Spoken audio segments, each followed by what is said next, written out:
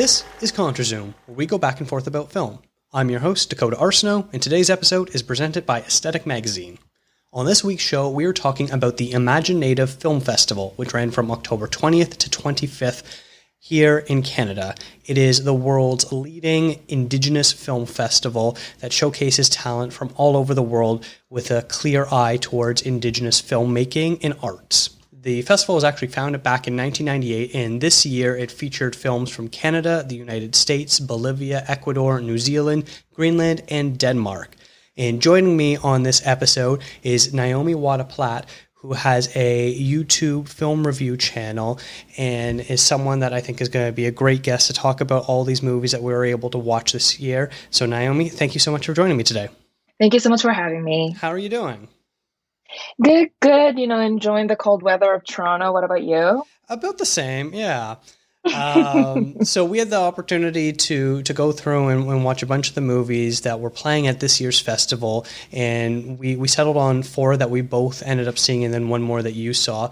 Overall, how was sort of your experience with the sort of offering that they had for us to be able to see and the general selection of movies? I think it was great.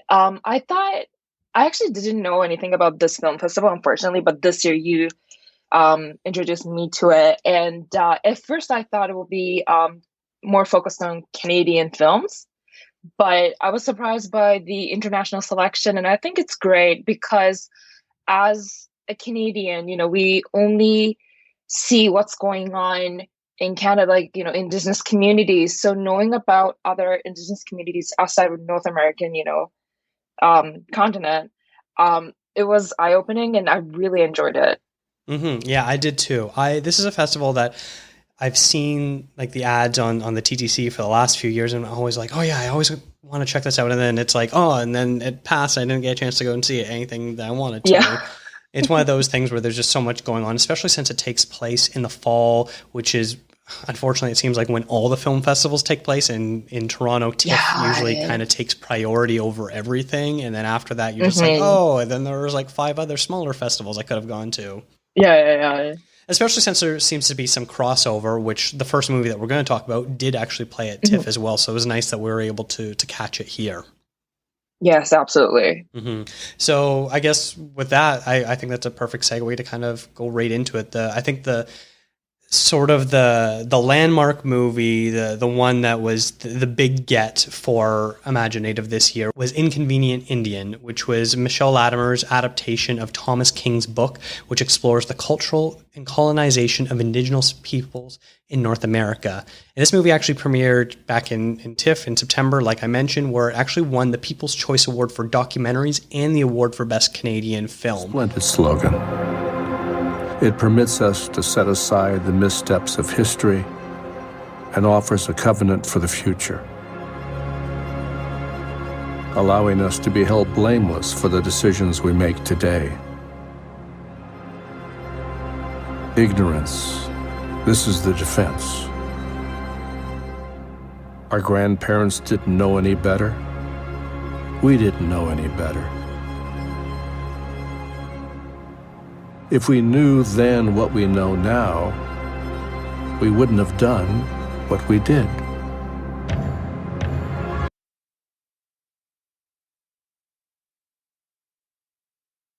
I was very excited about this movie, and it did not disappoint me. What were your initial thoughts on it?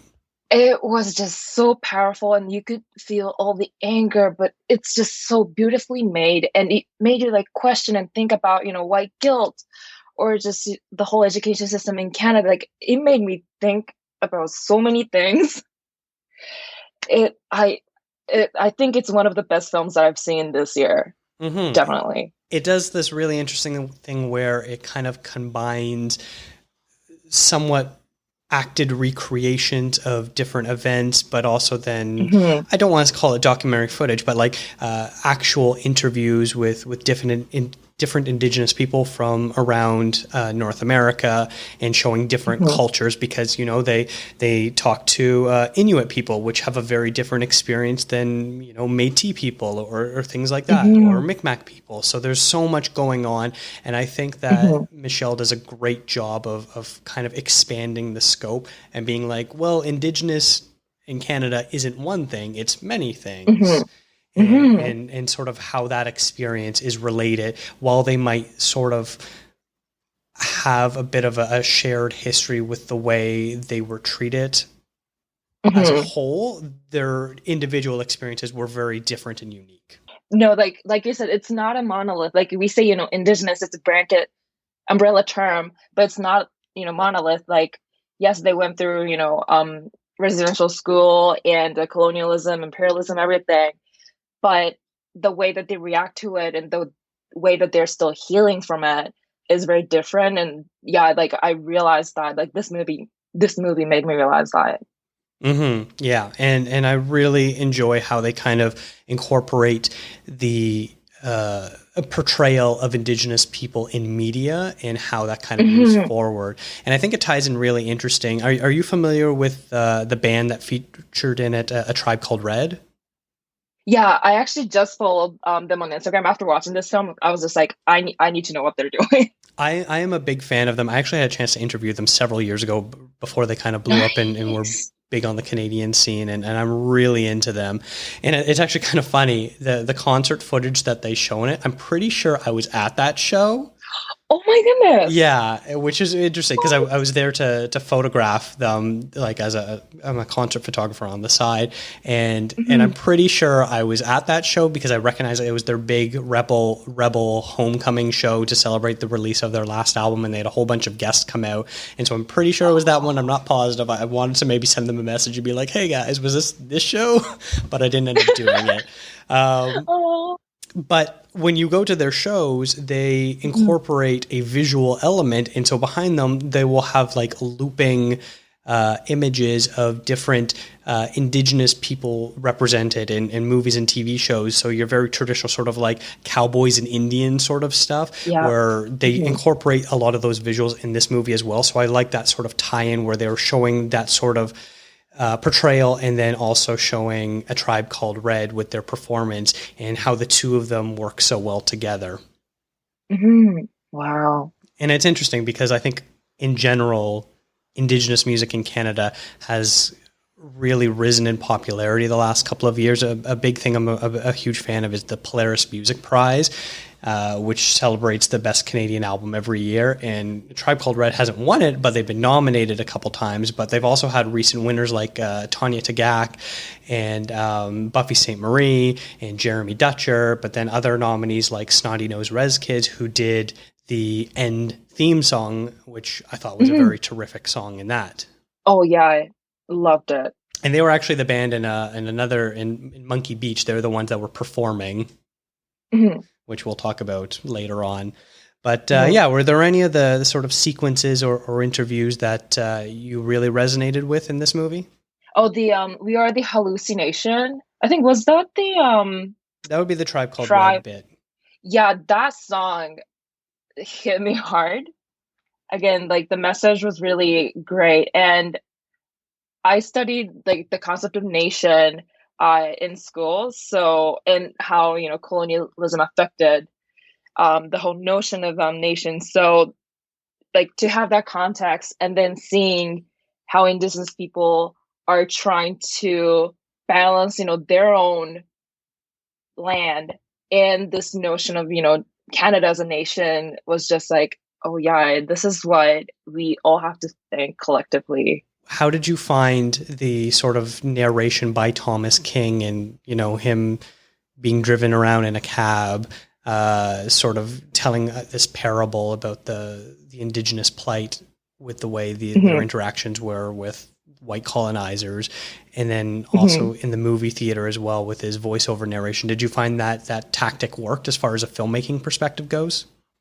Absolutely. It tied in, like you mentioned, the movie has, different segments, like different people and areas of focus. So the narration and the whole movie theater, that method definitely created this narrative, like main foundation, saying, you know what, we're going through this together and we are watching this, we are going through this. And I always love seeing Toronto in films. So I'm just like, oh, that's true. Yeah, that's Eaton Center. Oh yeah, that's true. So it was just, for me, I was just like, yay, I'm seeing Toronto and this, narration works amazingly. I was just like fascinated by the whole, that method.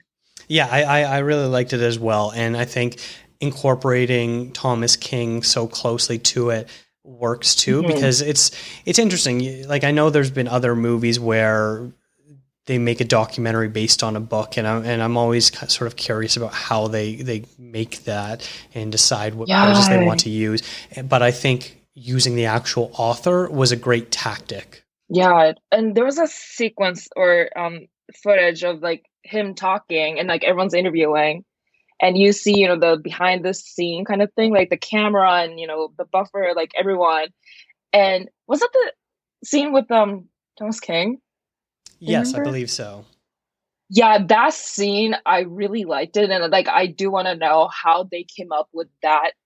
Like, what kind of conversation they had saying, you know what, let's do this. I think this is a good idea. Like, I'm interested in like reading all the conversation that they had, you know. I think for me, one of the more powerful scenes was the seal hunt sequence. That's a element that I feel is so often misunderstood and criticized by people who don't really get it. Because, you know, I kind of grew up in, you know, this idea of, oh, hunting baby seals, it's wrong. And, you know, PETA, the people for the ethical treatment of animals, are really against it. And you know, I was like, oh yeah, that's wrong. And then as I got a little bit older and started learning more about it, and especially, you know, the concept of using every part of the animal, making sure that you're not wasting the sacrifice that this animal is giving you. I think they did a great job. One, kind of showing how it's actually done, and then two, you know, the way I wish I remember the name of the man who is the hunter, uses all the components, and the way he treats the animal with respect and dignity is something that that hit me hard too. Yeah, and when he brought, you know, the organs to one of the households, and the mom was like chopping up the meat or organs and gave it to the kid, and kid's just like, "Ooh, this tastes yummy!" Like that scene. Yeah, like you said, it's just they respect every life, and I think we could learn from that. That kid was probably one of the most adorable kids I've ever seen too. Right? That was so cute. Yeah, I am a big fan of this, and I really hope it kind of gets a bigger audience. I know with documentaries, especially Canadian documentaries, it's a little bit tough, but I could see this one maybe being one of the more breakthrough films from this year that I hope gets a wide audience.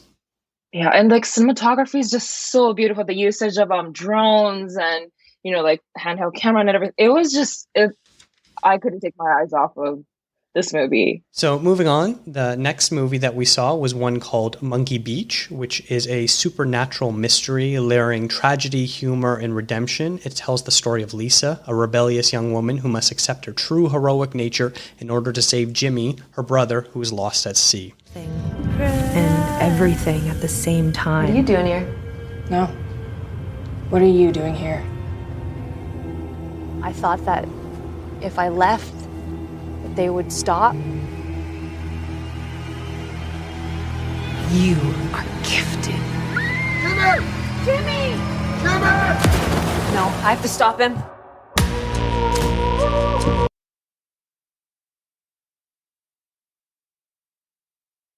So this is one that I thought mostly worked for me, but was a little rough around the edges at other points. Was this one that that worked for you, or did you have some issues with it as well? I definitely see why you are saying, you know, it was rough around the edges. I definitely felt that, but I actually used to live in British Columbia, and Prince Rupert's often mentioned with High of Tears, and my town is often associated with High of Tears as well. So I acknowledge those points, but I'm just too biased to say, you know what? Yeah, I had issues. It's just talking about Indigenous ladies in that field and their sacred land. It's just, it hits a bit too close to home for me.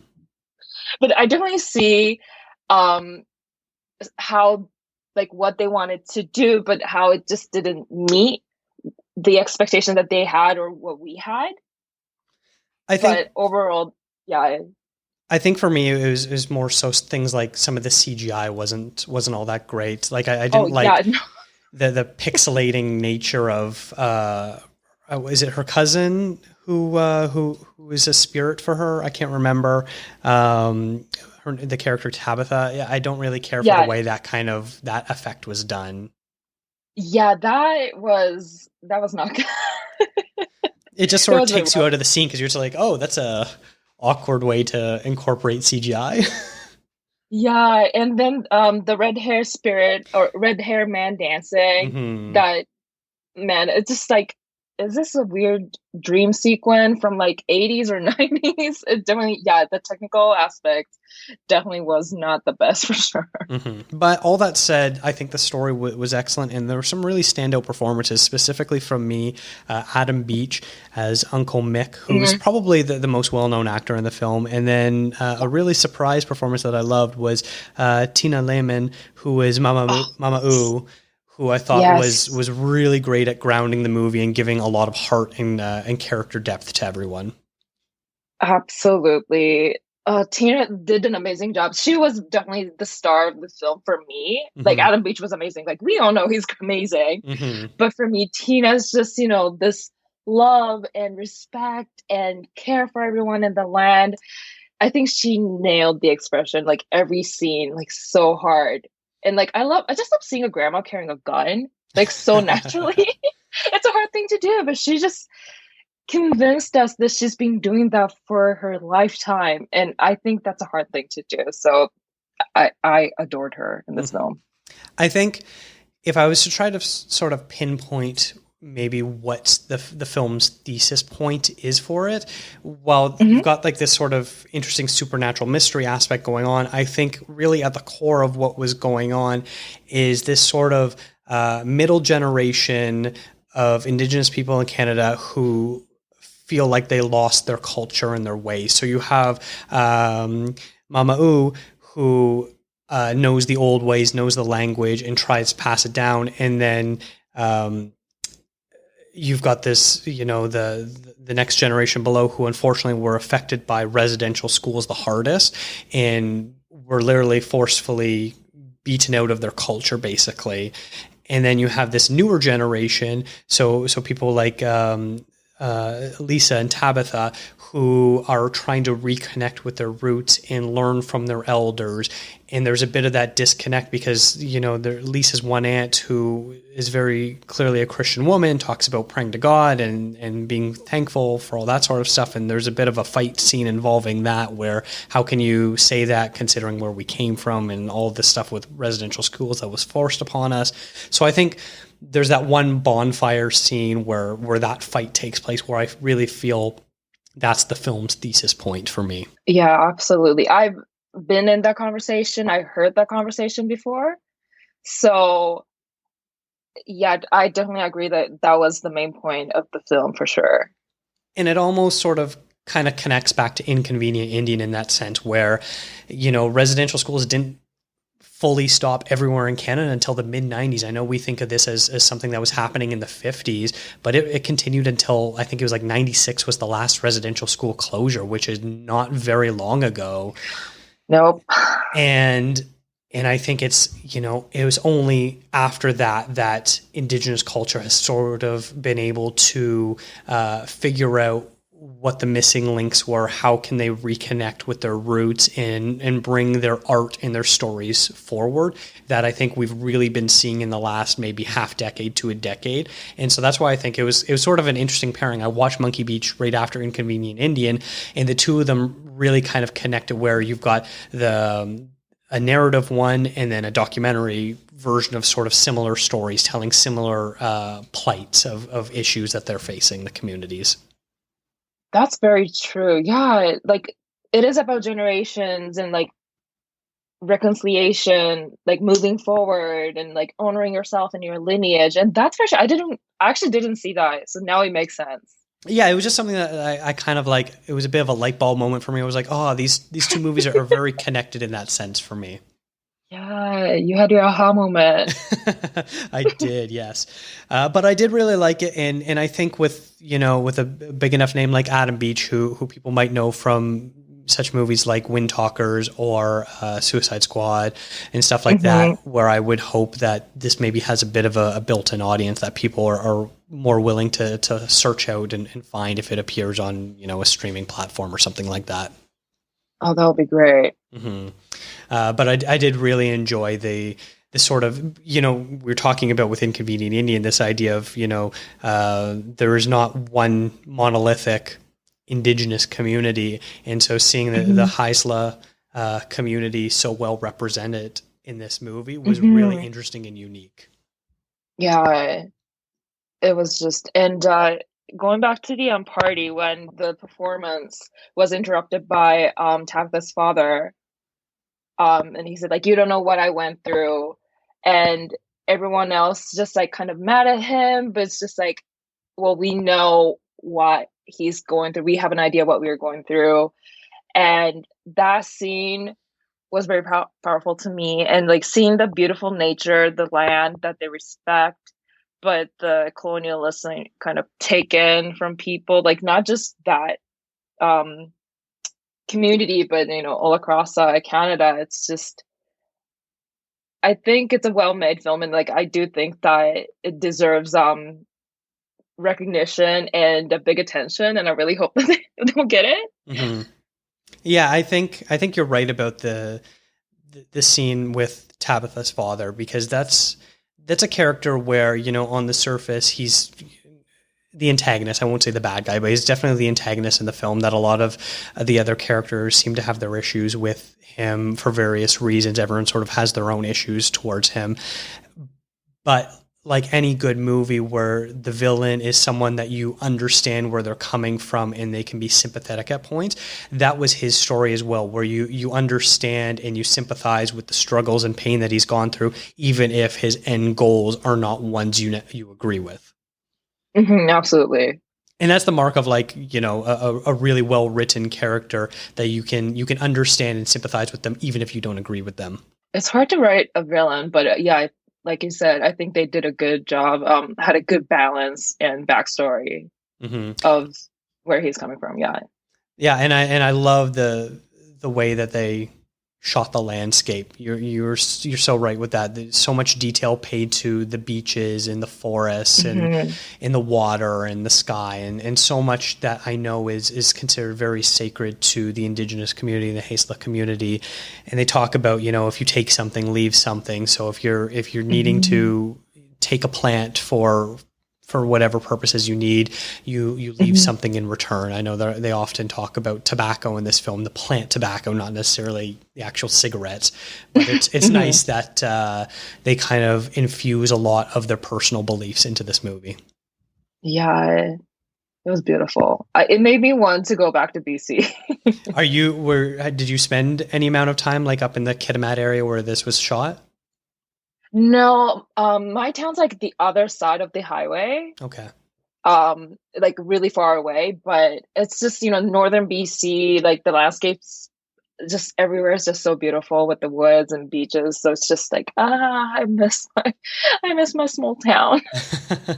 Both of my younger brothers live out in North Vancouver, and I've gone out there twice now to visit them, and I really want to go back and explore more because it is so beautiful out there.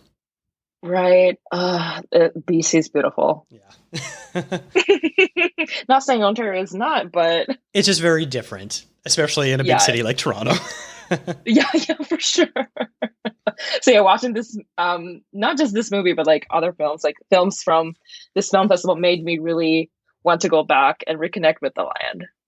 Yeah, I think that's a key aspect that a lot of these movies have in common with each other. All right, so the next one that we saw was a film called Brother I Cry, which is about John, a young First Nations man who is struggling to overcome addiction and avoid the multiple warrants out on him. But he has several strong women in his corner: his girlfriend, his sister, his mother, and his unborn daughter. They are all hoping he can master his demons. Good morning. How does he keep a job if he's wanted by the police? Be a little human. Everyone knows your brother's messed up. Wanna make some real money? Do what?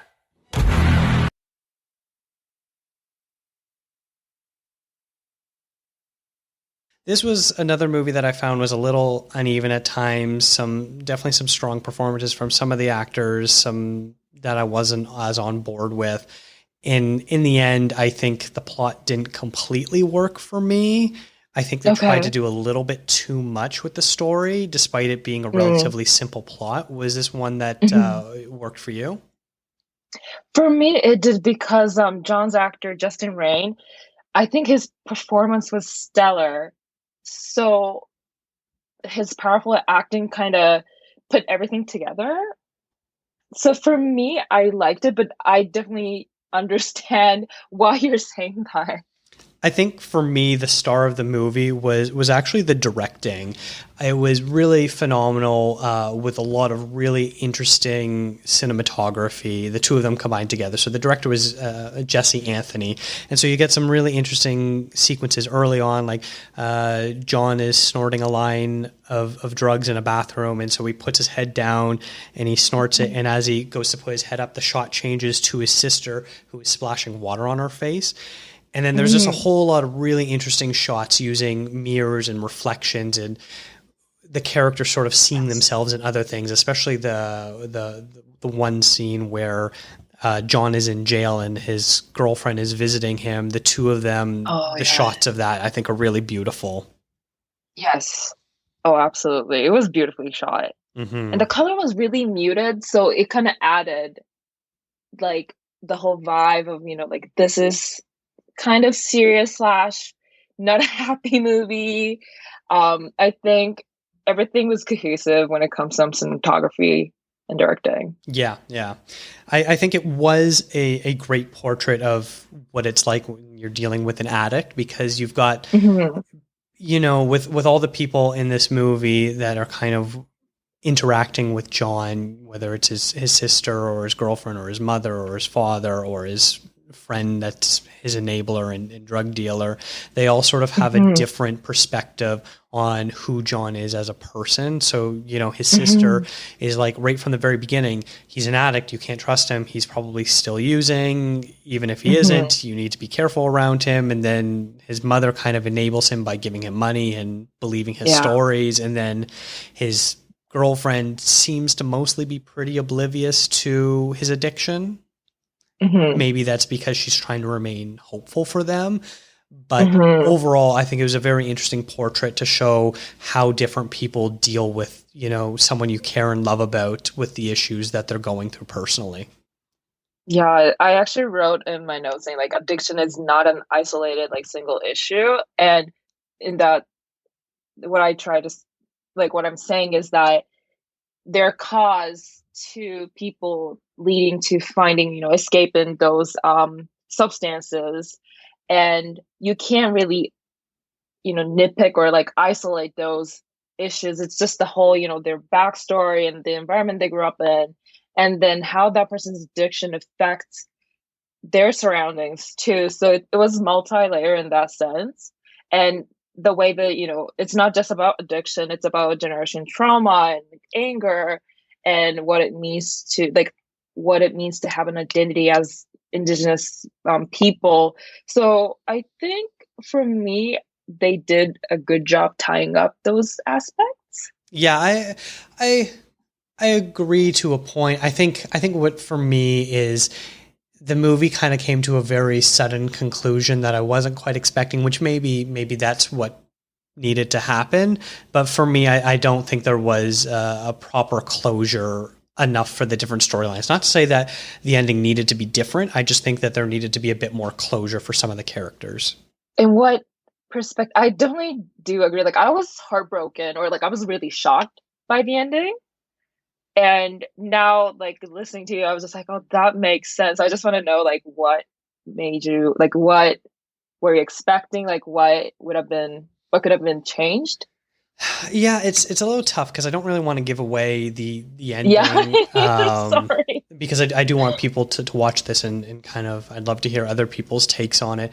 It just sort of seemed that, like, there's an incident with John and his drug dealing friend that goes wrong, and it just sort of wrapped up a little too quickly. And I know the story, like we don't really understand what kind of happens with his mother, that sort of aspect where they kind of keep leading.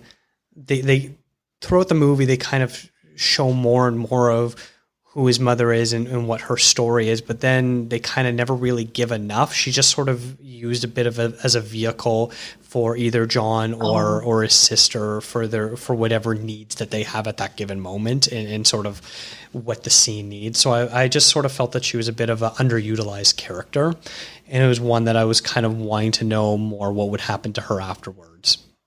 Yeah, like we see where she's coming from, and like you said, she's an enabler, but she's a mother. Like she cares about him, but we like a bit more backstory of her side of story would have been more convincing, maybe. Mm-hmm. Yeah, especially since we also clearly learn throughout the movie as it goes on that she's an alcoholic as well.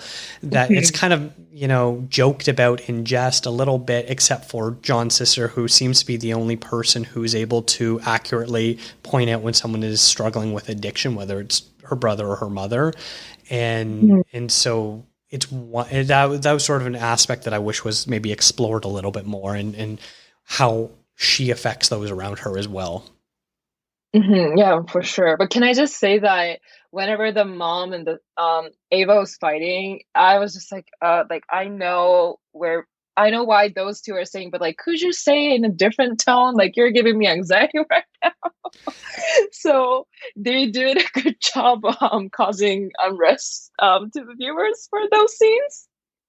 Yeah, I think that might be one of my other issues is there's several scenes of arguments and fights, and it starts out where you can kind of follow along as a viewer, but then the fights just kind of devolve into both characters yelling "F you" at each other over and over and over again until one of them kind of storms out, and you're like, all right, that's not really how you end a scene, but it's interesting.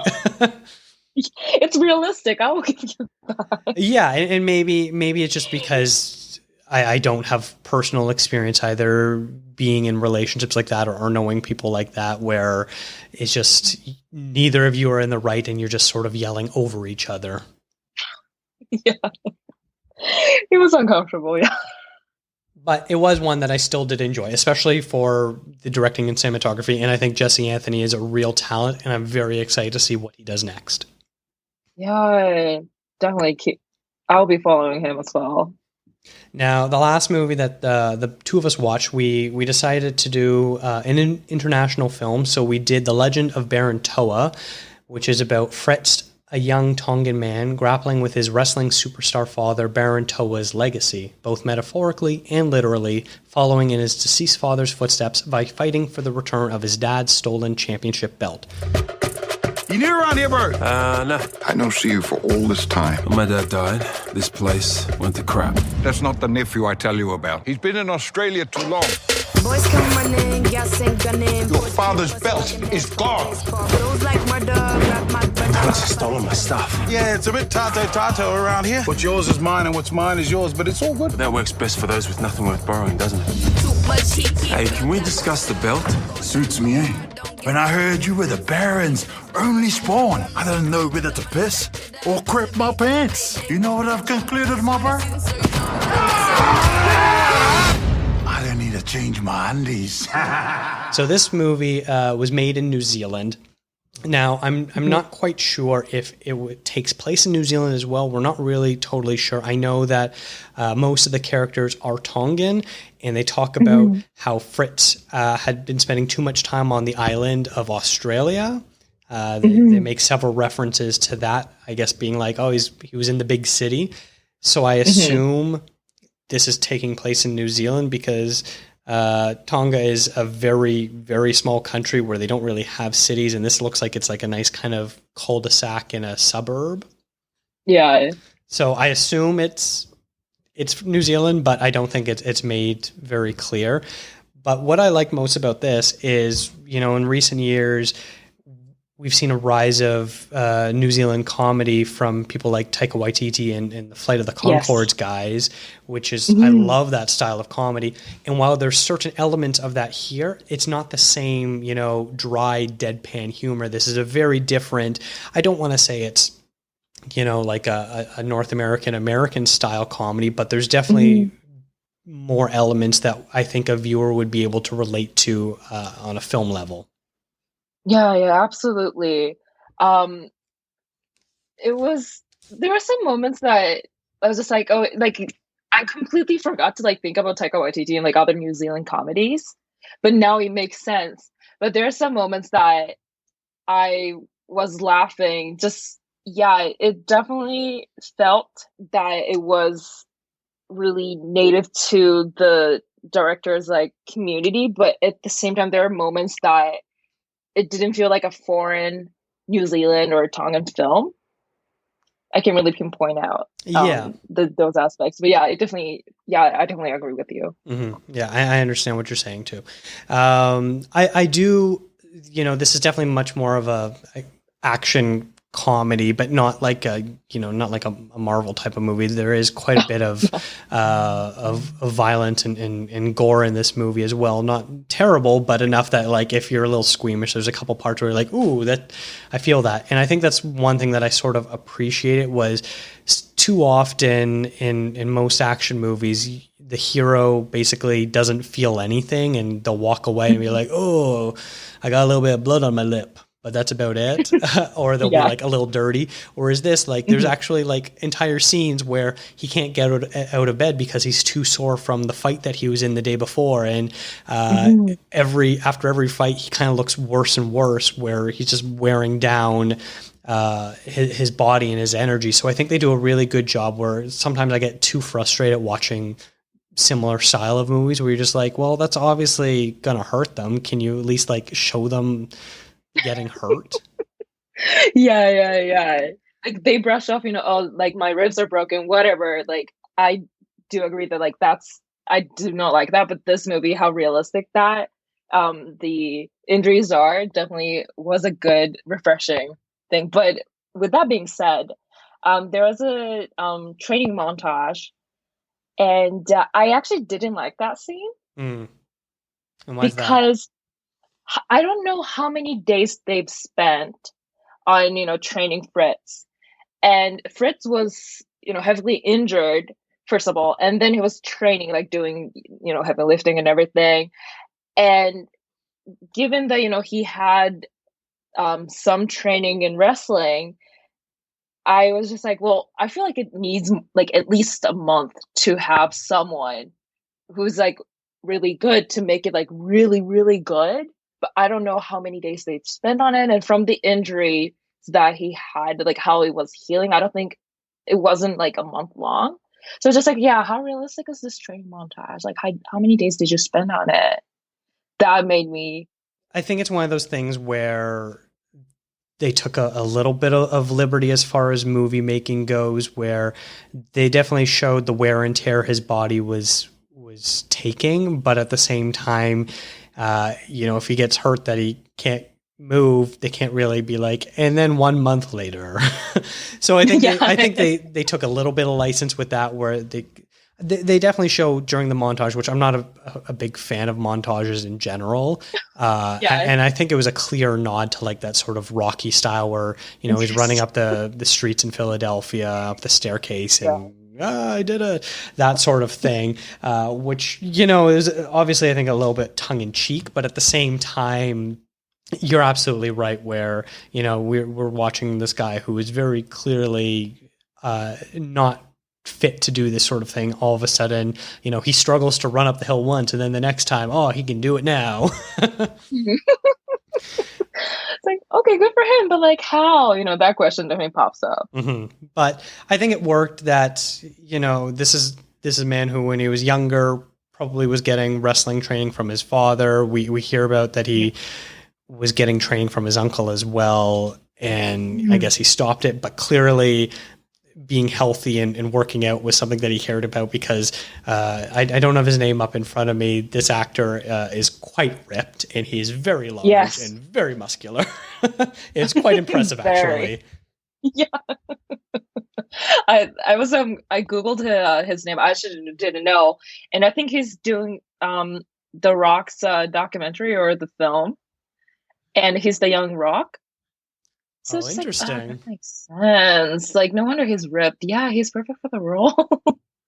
Yeah, his name is Uli Latukifu. And I don't know how to pronounce it. I hope I'm pronouncing it. I apologize if I'm not. But I thought he had a really charismatic personality, and definitely someone that I can see making a huge splash in Hollywood. Mm-hmm. Absolutely. And really, as a whole, I thought all the actors in this were excellent. This was, of all the three narrative films that I watched, I didn't have any issues with any of the performances. I thought they were all excellent. And if you it's funny how all these years later, you're still sort of seeing the reverberations of the effect that The Lord of the Rings and The Hobbit had filming in New Zealand, because I looked at all of these people. I imagine most of the actors are stunt performers by trade and not usually actors. And you look at them, and sure enough, Lord of the Rings stunt person, The Hobbit orc, all this sort of stuff going back the last 10 to 20 years. So it's interesting to see the connection there. Yeah, that's amazing. Mm-hmm. And I think one other thing that really worked for me is, Fritz is not a perfect person. He's a little bit rude. He disregards other people's traditions. He, he forces his will on his uncle, and he is a little bit of a creep at the beginning to his neighbor. So I sort of appreciated that, this is not your typical perfect hero, that he has his flaws and he works on them. Mm-hmm. Yeah, it was refreshing, but seeing those kind of creepy or like arrogant moments, I was just like, ugh. I know that you're the main guy and I should be liking you, but I want to smack you so hard, but I feel like you're going to smack me back and I'm going to break my bones. So I'm not going to do that kind of thing. Yeah, it made me fall in love with the movie really easily. And I think that's with the help of every single person in the film. Mm-hmm. Yeah. And I think he does a great job as having a proper character arc, where he learned and understand whatever problematic personality traits he had before, and how to grow as a person. Mm-hmm. Absolutely. So yeah, this is one that I really liked, and I can definitely see that, if it comes out in North America or something like that, a wide release, where I could see it getting a bit of a following. I'm not a wrestling fan by any means, but I think that there's definitely that sort of built-in audience where they would probably appreciate this film quite a bit. Yeah. And it's not cute, but it's a good comedy as well. So I don't want to see people's, bones being broken and everything. And there are some scenes I was just like, oh my God, I can't believe they've done this. But I think it's a great film, not only to wrestling fans, but everyone who's just want to watch this comedy film from New Zealand. Mm-hmm. Yeah, and I wouldn't say that, like I was saying earlier, I would not compare the humor to like a Taika Waititi, but if you do like that, I think there's probably enough overlap where the sort of laid back nature of the comedy and a little bit more of a verbose aspect to it, I think you'll probably appreciate that if you like those witty one-liners. Yeah, for sure. Oh, I actually was thinking about this film earlier today, and I realized while I was watching it, it felt like a video game. Yeah. And then like the music in the fight scene was very, very like techno pop, and I feel like that added to the video game feeling. And it's not like bad video game feeling. It's a good, like not straightforward, but like you see the object and the goals. So yeah, like it was, I liked it in that perspective. Yeah, I think very much so. It was modeled after, the way a video game is structured, especially like the final act where, he goes to confront the bad guys. And so he starts out, we've got like all the low level goons, and he kind of faces off one-on-one, and they all kind of have like a unique trait to them. And then he's got like what he thinks is he's fighting the big boss, and then he defeats them. But then in actuality, that there's a real different big boss. I don't want to spoil the movie, but it definitely sort of plays out like a video game where you're like, yeah, I beat the game, and then you realize like, oh no, there's another level to it. On top of that, they're even more powerful. Yeah. I actually didn't see the plot twist coming, so that was really refreshing. Yeah, neither did I. As soon as I think like midway through the act, when the uncle was kind of hinting at it, I was like, okay, I think I know what's going to come, but I'm not for sure. But in general, leading up to it, I knew that there's a specific character. I won't name who it is, but there's a specific character where I'm like, okay, we're going to learn something about this person that they're clearly and deliberately hiding from the audience at this point. Yeah, that took me by surprise, and I liked it. So those were all the movies that we watched together, but you also watched another documentary, Love and Cry. If you want to maybe talk about briefly what it was about and any general thoughts you had on it. Being an artist is cool. I don't care what you do. Yeah. An actor, musician, paint, sculpt. Just go do what you got to do and be proud of it. Don't ever be ashamed of anything. Yeah, so Love and Fury is about many Native artists, filmmaker Sterling Harjo or Harjo, I cannot pronounce their name, followed these artists for a year. So it's about different artists like across the world. Some are musicians, some are like painters, and it's about what they're doing and what it means to be an Indigenous First Nation artist outside of their community, and how they deal with the generations of trauma. Some have good relationship with their father, so they would talk about that. So it's just like an anthology of those artists, and it's a documentary, so it's not like there's a clear narrative to it. But they actually talk about like feminism and like how women are stronger and like more resilient and like decolonization. So some of the topics that they spoken are really important to me. So I could relate to that in that perspective. But to know about Indigenous artists that I don't necessarily know well isn't eye-opening, and like it was really educational. And they use so for transitioning scenes, they write the town or the nation that those artists are in, and the font was really cute. The font is actually used on the poster of the movie, but I really liked. I usually hate those fonts like seeing the movie like, oh, you're in Spain or you're in wherever, but with this film I think it worked really well. So yeah, it's a great film to introduce you to great Native artists and know about their stories.